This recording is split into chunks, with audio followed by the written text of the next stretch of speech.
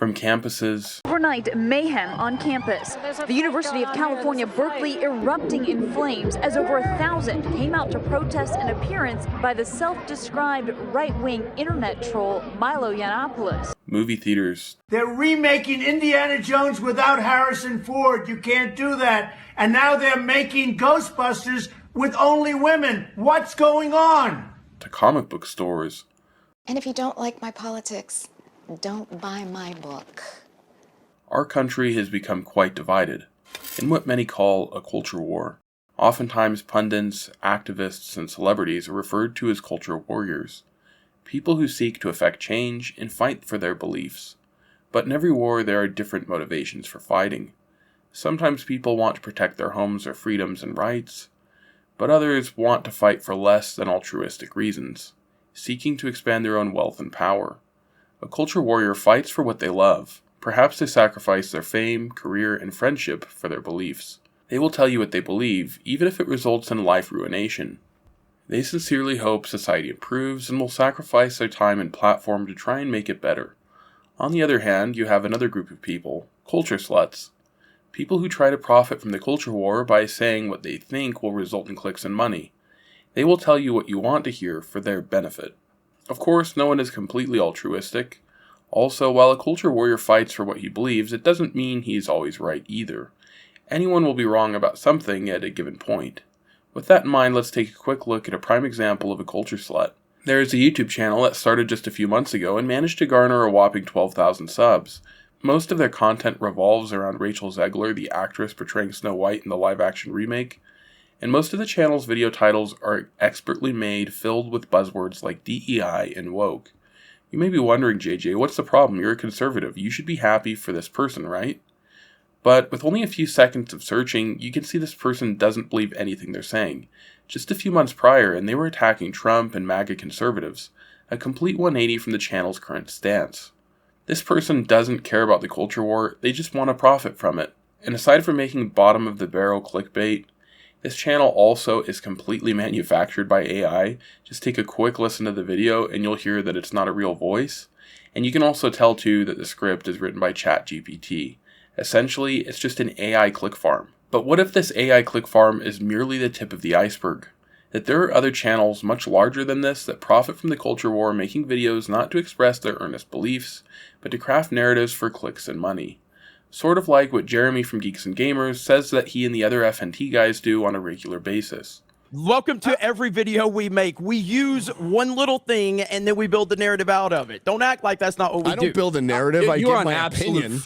That's you are what we do. You've made the same video on the same topic at least 7 times a week, Ryan. And you're going to act like we don't do that. I talk about, I talk about says one thing and we make a whole video out of it. That's what we do. An easy example of this is when Ryan Cannell ran around the internet screaming that Margot Robbie said the next Pirates of the Caribbean would be a girl boss movie. And then what do? They look at those fans who left and they call them racist. They call them sexist. If you don't like this, you must be an istaphobe. That's how it works, and that's how it will again work with Pirates of the Caribbean. This tweet got a lot of attention yesterday. We're going to talk about it. Also going to look at Abounding in a Comics article and talk about a lot of the reaction and the stupidity behind this statement. This is from Fandom. Margot Robbie teases her Pirates of the Caribbean movie from Birds of Prey writer Christina Hodson will have, quote, a lot of girl power. Omitting the part where she said, no, I'm just joking.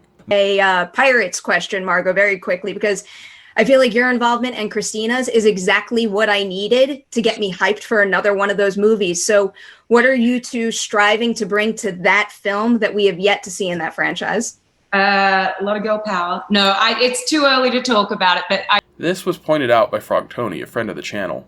A more recent example is when Jeremy claimed Disney was marketing Agatha All Along as the gayest Marvel show ever. Well, now we have Agatha All Along, the new Marvel Cinematic Universe Disney Plus series, and guess what their marketing campaign is? You guessed it, ladies and gentlemen, roll the footage. I'm told, I've seen the first episode, but Agatha is the gayest Marvel project yet. So what did Jeremy bring for evidence? Did he have an ad, a social media post from Disney?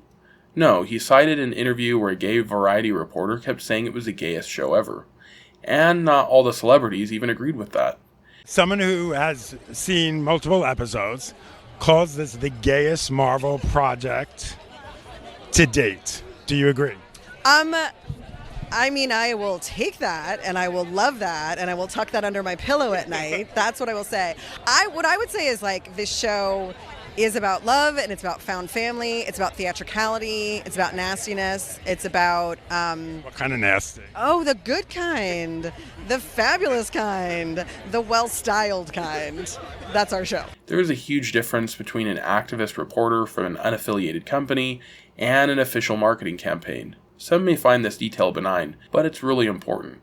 Jeremy previously admitted to making false narratives, and here he seems to craft one without a scrap of evidence.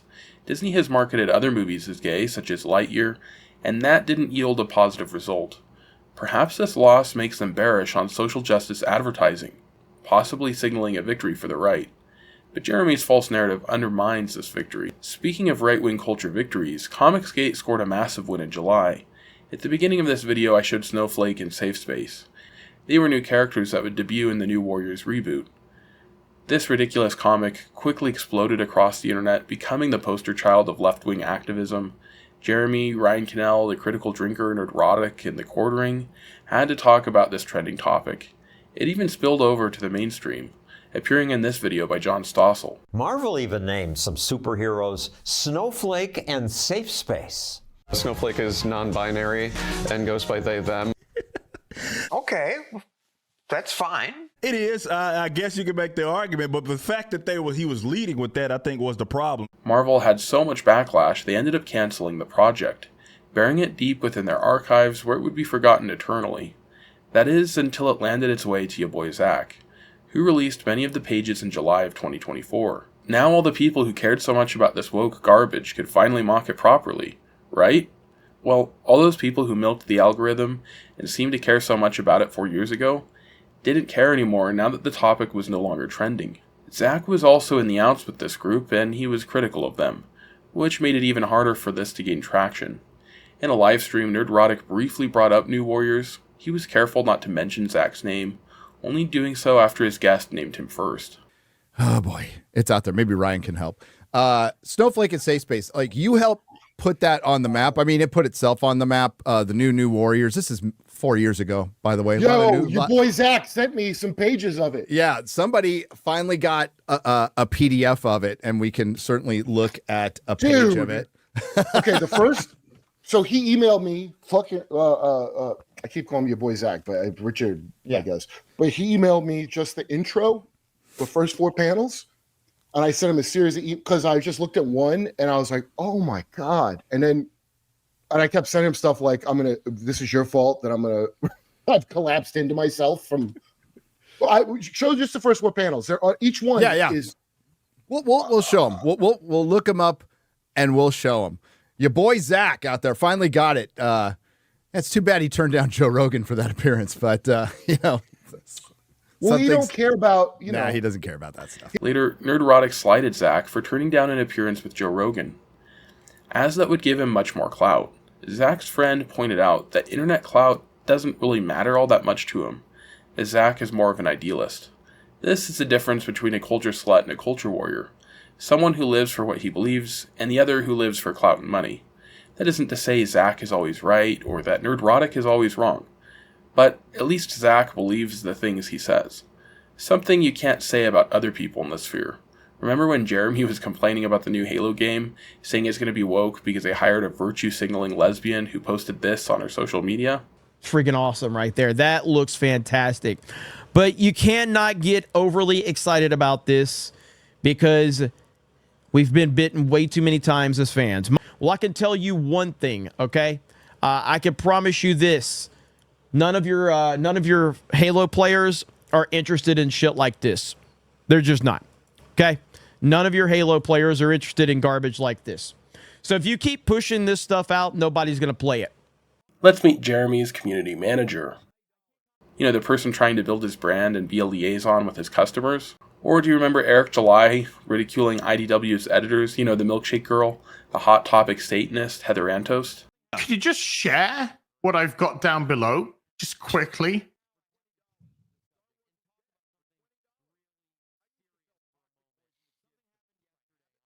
What does that say on her T-shirt? Hail Satan. What does it say underneath that? And then what's under that? See the upside down crucifix there. See it? Which is where does she work?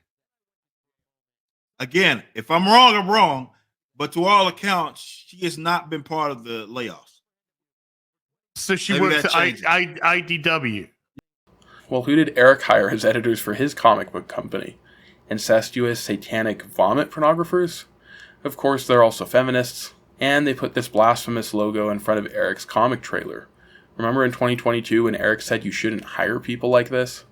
Don't worry, he's since changed his tune. Tons of people are super mad at EVS for opposing Eric's satanic arc. I suppose he's supposed to look the other way and instead scrutinize Rachel Zegler's every brainless tweet? Uninvolved spectators say that Ethan's doing this just because he's jealous or something. What Matters says, hi, Jeremy. Excellent show. I wanted to ask, will you retract your statements on Ethan Van Sciver and Shane Davies calling them cancel pigs against Eric July? No, I won't. They are cancel pigs. They are, and it's ridiculous. And you know what I was thinking, seeing all that stuff? I normally don't like getting into whatever personal drama, but I don't give a crap when it comes to this kind of thing.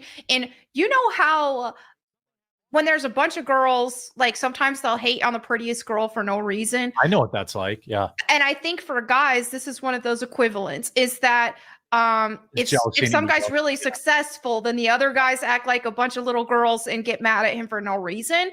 And that's what happened with Eric July. Yet, Ethan was backing Eric even after he funded more than him on his Idealism campaign, and he encouraged him, saying he would beat him by an even bigger margin on book 2. And yes, I agree. I think he's going to get 4.2 with issue 2. That is my prediction. That just makes sense because I'm like, I scaled Cyberfrog's numbers with your audience and got exactly my first guess correct about where you were going to end up. Yeah.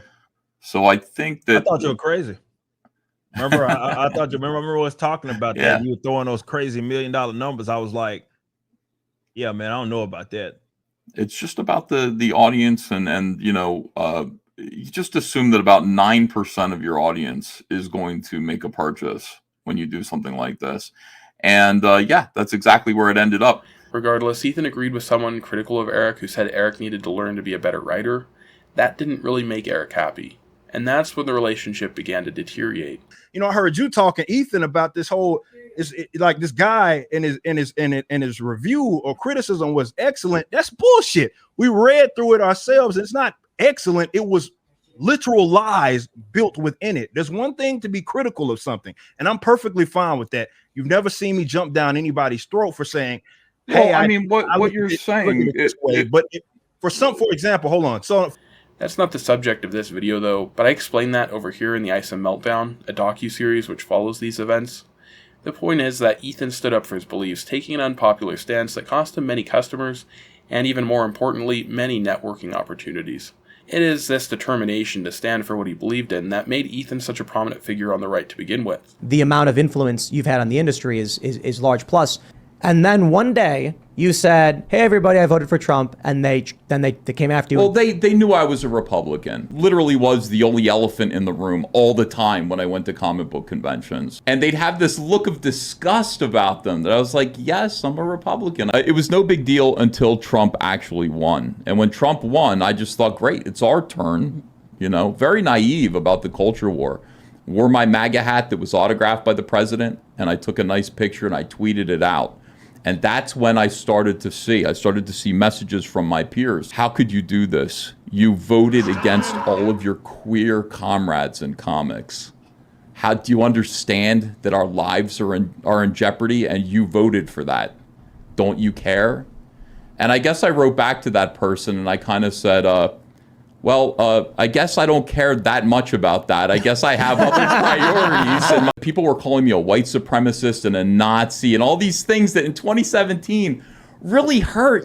In any case, DC Comics called me up, somebody who I really liked there, a friend of the family. I said, am I okay? Is everything okay? And I could hear him pouring a drink into a little glass. I could hear the ice. And he just said, we can't renew your contract. Wow. And he took a big drink, and I was like, I have a child. I have a baby. I have a baby with autism. I need my job. And he said, well, you've got 4 or 5 more issues on your contract, and then that's it. Yeah, but you know, one thing I don't like is when people use the word can't. That's really annoying when what it means is I don't want to. They could have, but who am I? I mean, DC Comics was in all kinds of trouble. They were trying to sign with AT. I'm making excuses for them because they've always been good to my family up until the end, and they're still writing me big royalty checks for movies like The Flash that are coming out. Really? So, yeah, that's cool. That's then. nice. Yeah, Yeah. fine. After having a baby and having so much on the line, he stuck his neck out, unsure how his family would survive. And now, 7 years later, he's resurrected his first original character, having released his first 2 issues and a plethora of side stories.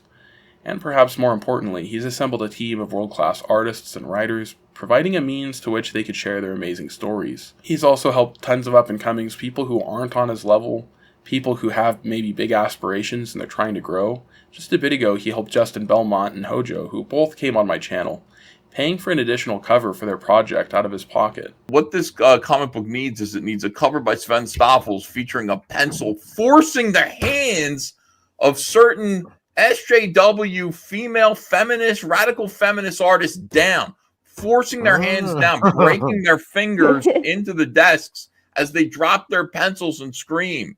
And you can see, Sven, I'm going to pay you to do this, okay? I got your cover rate. I'm hiring you to do this. See this character here? Just a muscular pencil man. I want you to draw him, and I want you to draw smashing him women's fingers. Smashing, like think about with the nose piercings and the blue hair and everything, and they're drawing. You can see on their desks that they're drawing the gayest shit, like gay versions of like Marvel and DC characters. And Pencils Down comes in and grinds their fucking knuckles into their desks. They're screaming, ah, and they're dropping their pencils, and they can no longer draw homosexual Superman. They can no longer draw transgendered Iceman, and their pages are flying all around. You can see the work on the pages. It's totally fucking gay, and they're screaming in pain. And maybe you can have a computer on in the background with me laughing on a live stream with a few other like comic skate types. Pencils Down. You got Sven, it. Can I'll you have do it that? done within the next 2 days. You Yay, Oh, good. man. Because any of the work, anybody that draws his character, his IP, will be going into the comic book if they choose to. That's on want me. it in That's a there. gift from me to Hojo. It's a gift from me because I'm paying Sven. That didn't benefit him at all, but he sees it as a means to grow the movement. Of course, that isn't to say that he or Zach are perfect. Like all of us, they have many follies. Ethan should probably lay a bit off the pie, and many people find his long drama streams annoying. For the record, I find them highly entertaining, but I get that that's subjective. Regardless, it seems that there are 2 camps of people on the internet. Those who wish to build things and those who wish to obtain them. And that's the difference between culture warriors and culture sluts. Thanks for taking the time to watch this video. Don't forget to like and subscribe, or... You are a hoe ass